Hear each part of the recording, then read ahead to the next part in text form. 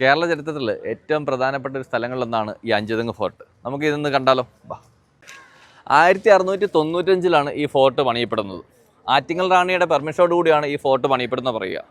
അന്നത്തെ അവിടെ ഉണ്ടായിരുന്ന കമാൻഡർ ജോൺ ബേർബോൺ അദ്ദേഹമാണ് ഇതിൻ്റെ ഒരു പണിയൊക്കെ നടത്തുകയും ഇതിൻ്റെ കമാൻഡറായിട്ടിരിക്കുകയും ചെയ്തത്.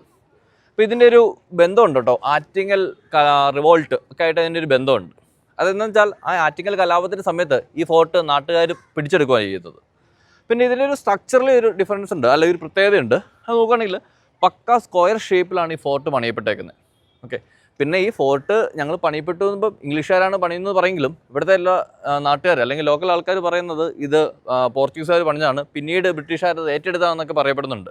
അപ്പോൾ അങ്ങനെയുള്ള ചില കാര്യങ്ങളൊക്കെ പറയുന്നുണ്ട്. പക്ഷേ പുറത്തുള്ള ഡോക്യുമെൻറ്റ്സ് ഒക്കെ കാണിക്കുന്നത്, അല്ലെങ്കിൽ തൊട്ട് പുറത്തുള്ള ഫലകങ്ങൾ കാണിക്കുന്നത് ഇത് ബ്രിട്ടീഷുകാർ പണിഞ്ഞു എന്നാണ് അത് എഴുതപ്പെട്ടിരിക്കുന്നത്. ഈ ഫോർട്ട് നല്ലൊരു സ്ക്വയർ ഷേപ്പാന്ന് നമ്മൾ പറഞ്ഞല്ലോ. അതുപോലെ തന്നെ ഇതിന് 4 ബാസ്റ്റൻസ് ഉണ്ട്, കൊത്തളങ്ങൾ എന്ന് പറയും. ഈ 4 കൊത്തളങ്ങളും പക്ക സ്ക്വയർ ഷേപ്പാണ്. ഇതിനകത്ത് 2 എണ്ണം സീ ഫേസിങ്ങാണ്. കാരണം എന്നാ, ഈ പറയുന്ന പോലെ വരുന്ന കപ്പലുകൾക്കൊക്കെ നമുക്ക് നിർദ്ദേശം കൊടുക്കണം. അതുപോലെ തന്നെ ശത്രുക്കളൊക്കെ വന്നാൽ അവരെ ആക്രമിക്കണം. അപ്പോൾ ഇവിടെ പീരങ്കികളൊക്കെ സൂക്ഷിച്ചിട്ടുണ്ടെന്നാണ് പറയപ്പെടുക.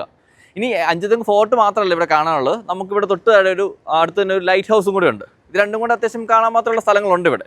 ഓക്കെ, അപ്പോൾ ഇത്തരം കണ്ടൻസിന് വേണ്ടി ഞങ്ങളുടെ പേജ് ഫോളോ ചെയ്യുക. താങ്ക്